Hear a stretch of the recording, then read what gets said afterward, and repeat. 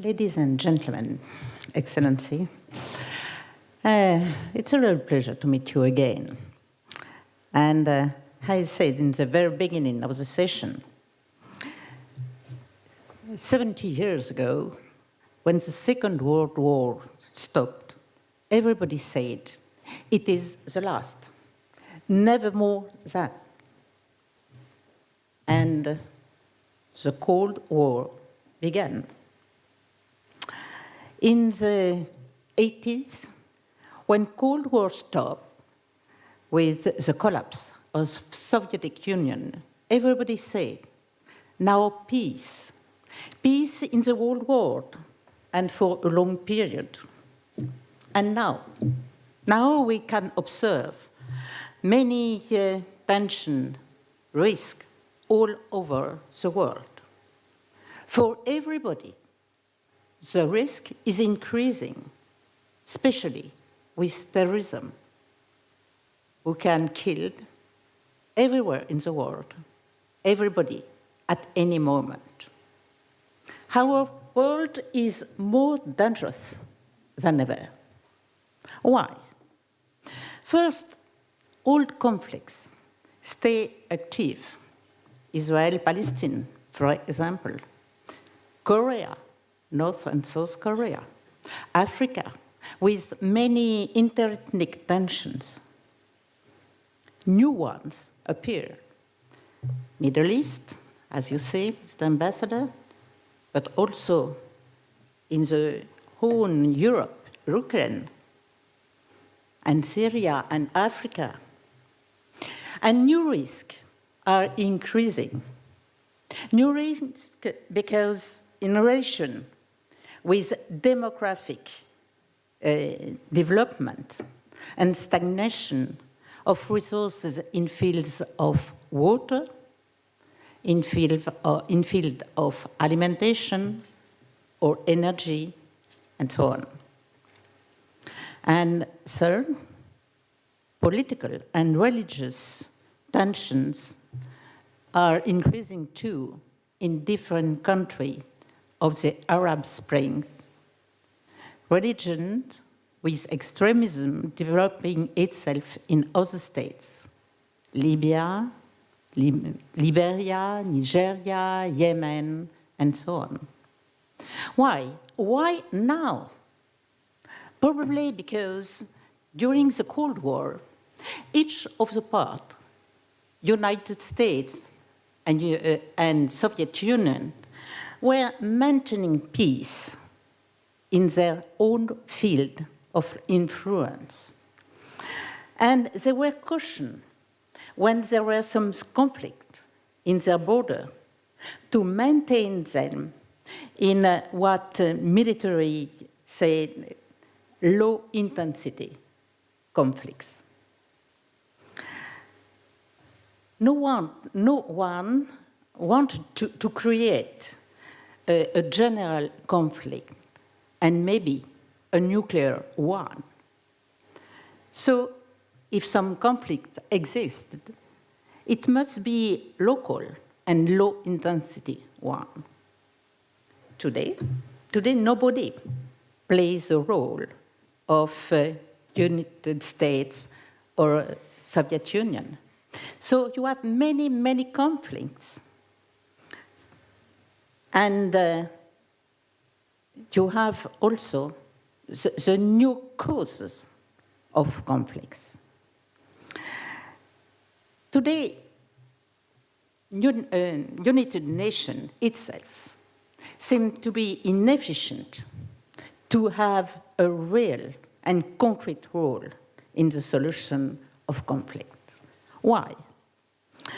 I think that United Nations are able to intervene on local or basic conflicts when there is no real strategic interest for the major countries as US, Russia, China, or some other one. And I consider that in United Nations we have some very good specialists to imagine and propose solutions And they can do it in the different field for youth or for alimentation. But when there is a conflict, it's very difficult for us. They can intervene to maintain peace only if the parties accept the solution. That is very important. United Nations cannot really intervene in a conflict to say to one part, stop. And they have no real influence if one of the parts don't agree the peacekeeping mission. I think you have to know that, and it's very important.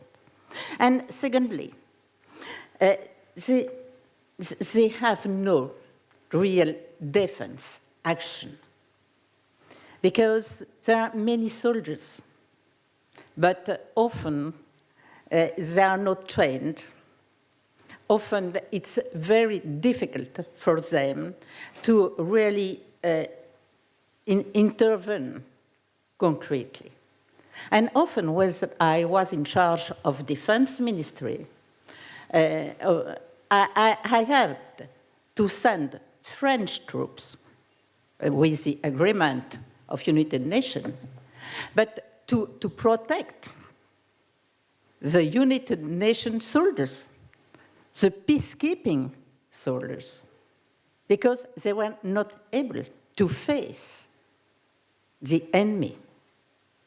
They were not able to stop the violence between the different parties. And that is the reason why United Nations have small credibility. Because, you know, if you are not able to realize your decision, you cannot be heard. And especially if, like in Israel-Palestine conflict, during years and years, you are not able to make that one part accept the decision.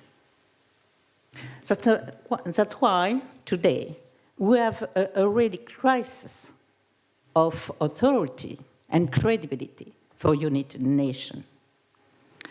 So I think many things were said by the other intervenants, so I don't speak longer on that.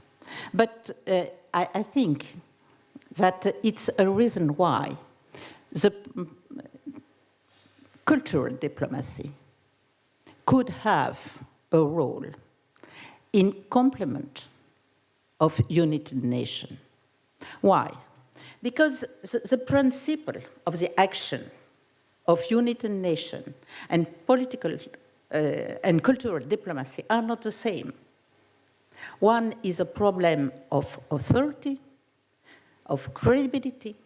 The other one is a problem, is an action for a best knowledge of the different parties, for creating trust between the enemy and to allow to have a real dialogue between them. And I think that in cultural diplomacy, Francophonie could be a part of that, very important. Why? Because today, 274 million of persons are speaking French. I don't know how many who are here to be able to speak French or to understand French. But yeah, there are some, I know that. But I think that 274 billion of inhabitants in the planet can really play a role. 60% of them are old, have no 30 years, are not 30 years older. So I think it's also a part important when you are facing the future of the world and the future of the risk. And overall, I think that in Francophonie, there is a tradition of respect of the different culture, of respect the culture of the other. And sometimes, and I saw it as Minister of Defense, but also as Minister of Foreign Affairs, sometimes you have some great countries. We cannot accept the differences between the culture and the things that are true in their own culture.